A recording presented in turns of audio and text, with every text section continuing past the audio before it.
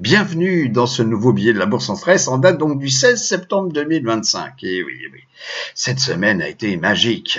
Les opérateurs de marché sont heureux. La bonne nouvelle de la Fed est tombée. La première baisse des taux d'intérêt de 0,25 points. Voilà. Alors le marché, voilà. Attendez la bonne nouvelle.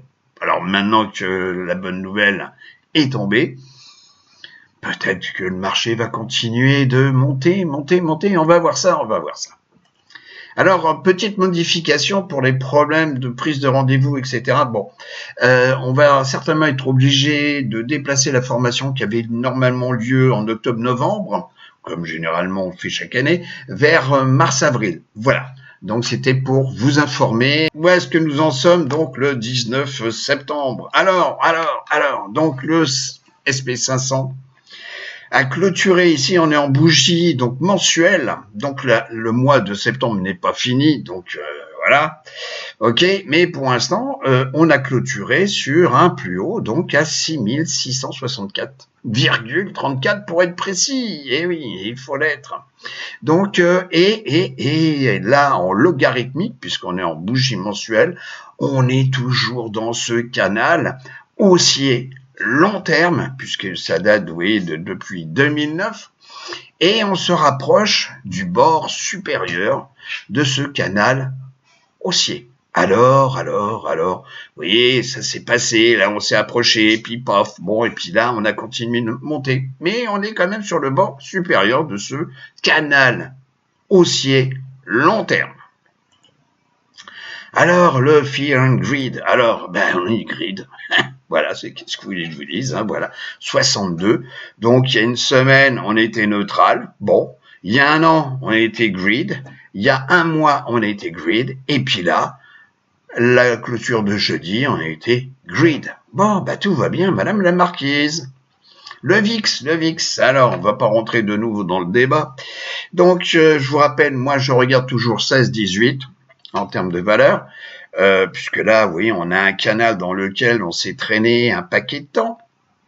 Et puis, là, oui, on est sous la zone des 16, donc on a clôturé en dessous. Bon, je vais pas revenir là-dessus. Donc, la volatilité basse permet effectivement, avec les options, permet d'acheter des options, par exemple des calls, à pas cher. Bon, le tout, c'est de savoir que si jamais le VIX remonte, donc, et incluant la volatilité implicite du sous-jacent,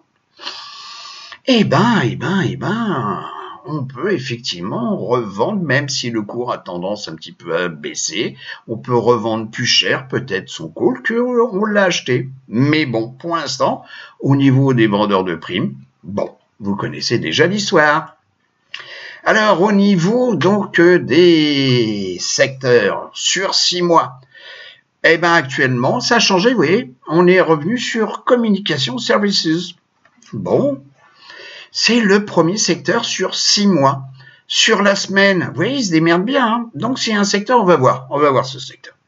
Belle progression cette semaine. Et depuis donc le début d'année, on a quand même plus de 29%. Et puis, à noter que, là, par contre, ça n'a pas trop bougé. Les deux secteurs qui sont négatifs sur 6 mois, c'est toujours la santé et c'est l'énergie. Alors, le put-call ratio. Alors là, chose étonnante, vous voyez comme quoi tout le monde s'est décontracté. Bon, voilà. Et là, on clôture la semaine à 0,46. Là, ça veut dire quoi? C'est qu'il y a beaucoup d'acheteurs de call. Et c'est ça que ça veut dire. Et moins de put. Le put-call ratio. Bon. Alors, vous voyez comme quoi, il y a des fois, on est venu ici très bas et tout. Alors, on peut avoir effectivement ce que j'appelle l'effet ressort, ou élastique, si vous voulez. C'est action-réaction. Donc, ça peut remonter également très vite. Bon. On risque d'être dans peut-être une instabilité, puisque maintenant les acteurs de marché ont pris connaissance comme quoi il y a une baisse des taux de 0,25 points de base.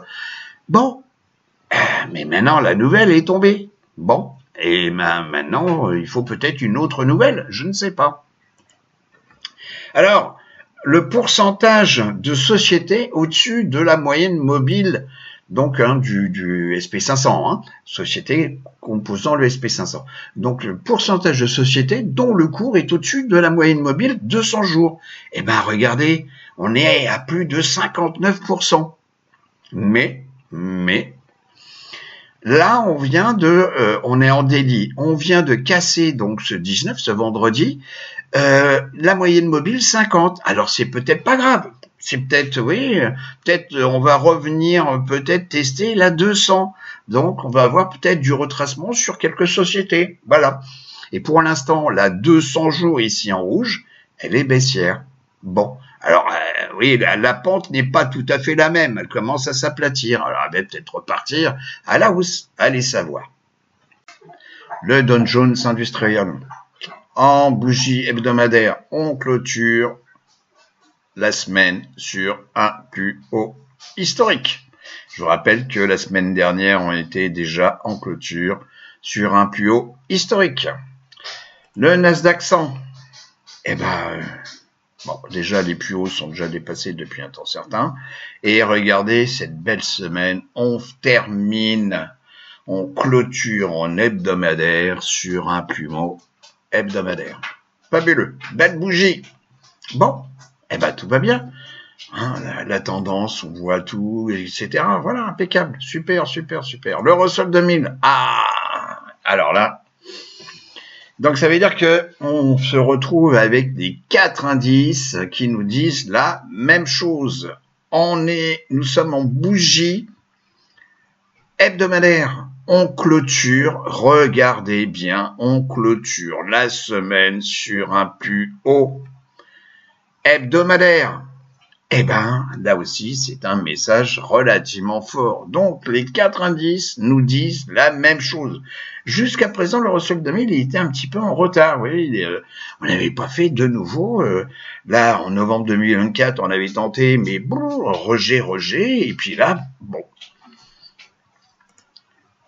Alors, bien entendu, les semi-conducteurs pour l'intelligence artificielle, SMH, regardez qui est un ETF, donc vous pouvez le traiter, ça nécessite quand même un gros portefeuille, puisque le stock, vous voyez, on a clôturé à 315, donc par paquet de 100, vous voyez, ça fait quand même 31 571 $, si on commence à traiter les options.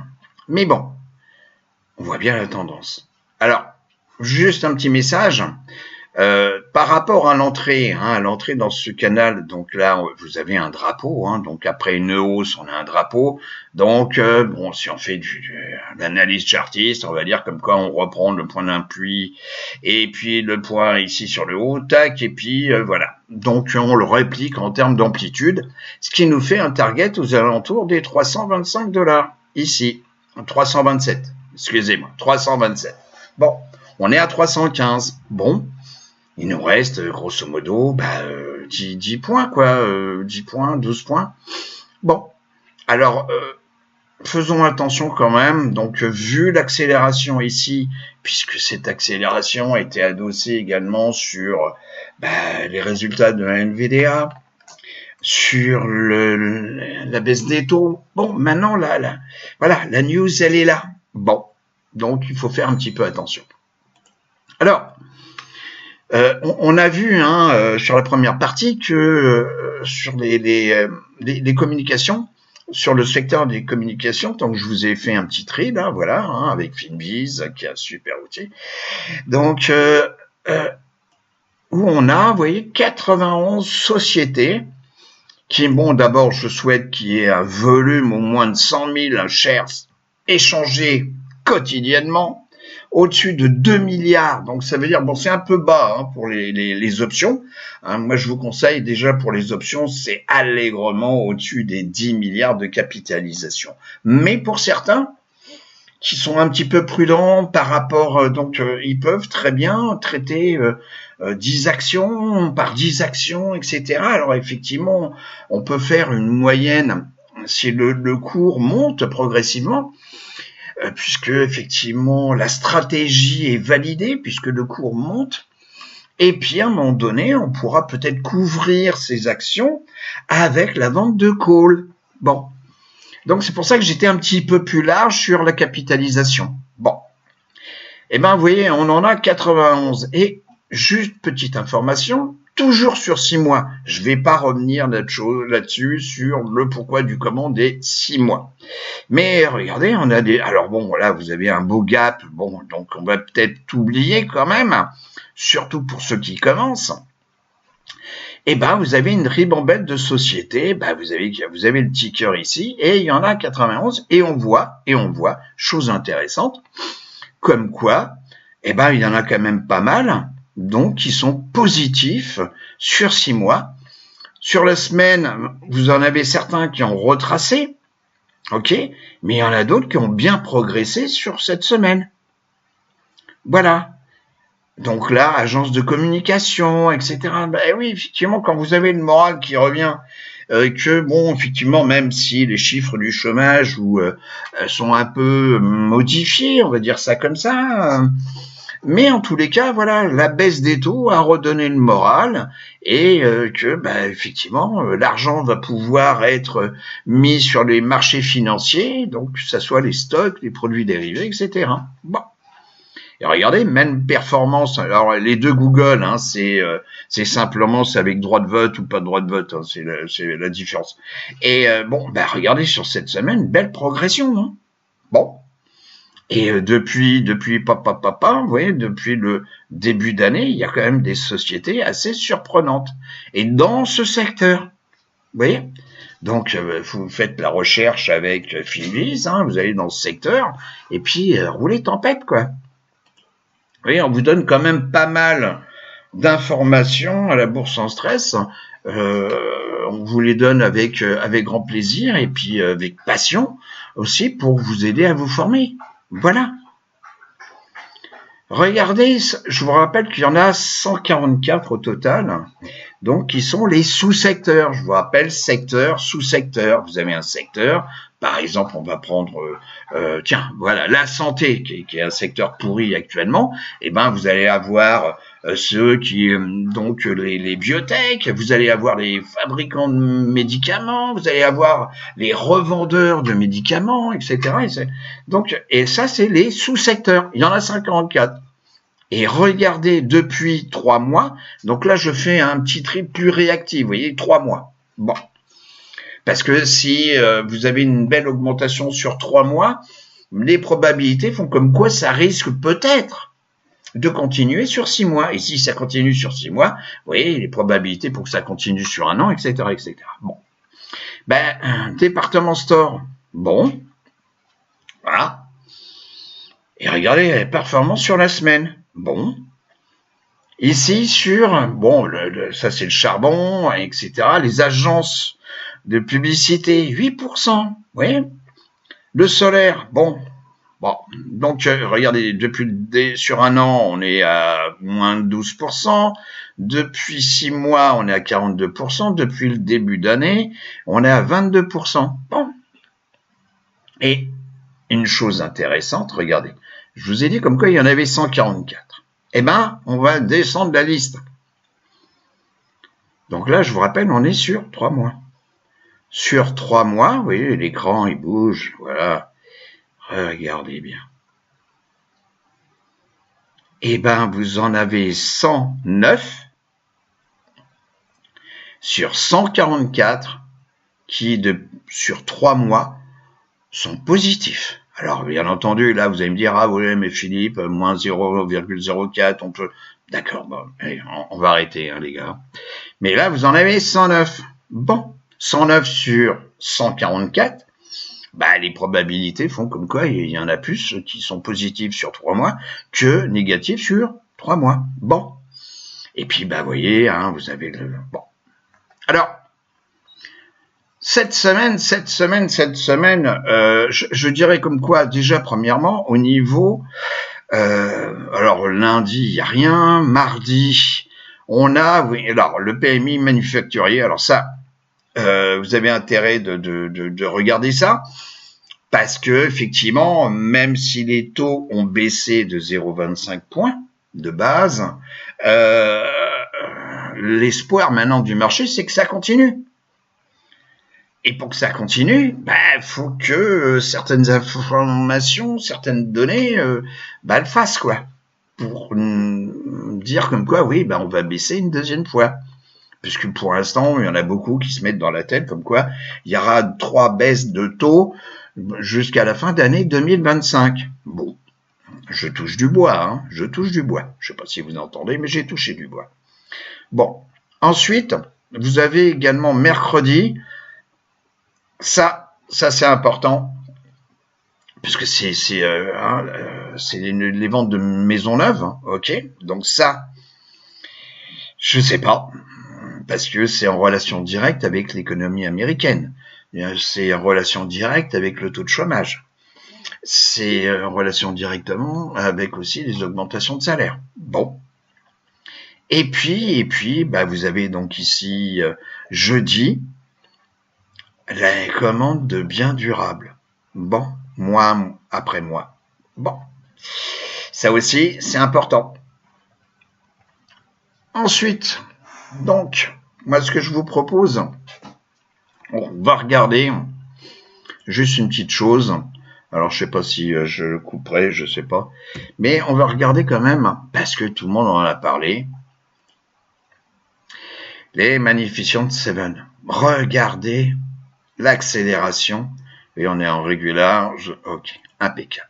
Regardez, ça veut dire que les Magnificent Seven reviennent, parce que bon, à un moment donné, bon, les gens ils étaient moins là-dessus, on l'avait vu hein, sur la rotation de la roue sectorielle, sur la rotation des sous-secteurs, mais là tout le monde revient sur les Magnificent Seven. Bon, et là regardez la bougie hebdomadaire comment elle est. On clôture sur un plus haut de la semaine. Bon. Alors, on va regarder. Il y a une société qui s'appelle AI. Bon, l'intelligence artificielle. Bon. Alors, AI, c'est pareil. Vous voyez, comme quoi, ça végète depuis... On est en bougie hebdomadaire, hein, quand même. Alors, bien entendu, donc ça a été certainement l'introduction en bourse. Ça, c'est typique hein, des réactions. Hop. Donc introduction en bourse, tac, et puis alors tout le monde en voulait, et puis après ceux qui en avaient avant l'introduction en bourse, là ils ont commencé à vendre, et puis après ceux qui avaient acheté en disant tiens ça va continuer de monter, non ça va continuer à baisser, alors là ça c'est typique des marchés psychologiques, vous voyez, et depuis ça s'endort. Bon, alors il y aura peut-être des jours meilleurs, On va vous souhaiter à la bourse en stress, en tous les cas, une très bonne semaine de trading. Trade safe, comme dit si bien en bon français, donc Michael. Et puis, en tous les cas, j'espère que vous aurez trouvé des informations utiles pour vous pour cette semaine. Et je vous dis à très très bientôt. Portez-vous bien les amis. Au revoir.